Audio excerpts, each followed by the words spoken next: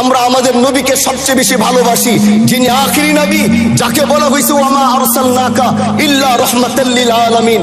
আমরা বারবার দেখছি কিছুদিন পর পর কারা যেন কিভাবে এসে আল্লাহ নবীর শানে কটূক্তি করে, নবীকে নিয়ে অশ্লীল ভাষায় গালিগালাজ করে। এই দেশের মানুষ নামাজ না পড়লেও যদি কেউ নবীকে কটূক্তি করে তার কলিজা ছিঁড়ে যায়, সে রাজপথে নেমে যায়।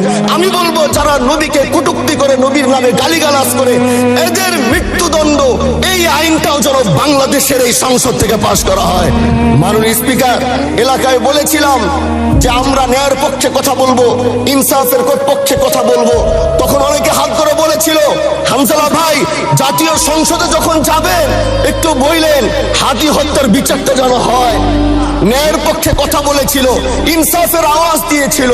আমাদের মতোই যুবক মাননীয় স্পিকার, তিনি এই যে স্বপ্ন বলেছিল এক সুন্দর বাংলাদেশ করবার, রাস্তার ভিতরে সেই স্বপ্ন থামিয়ে দেওয়া হয়েছে।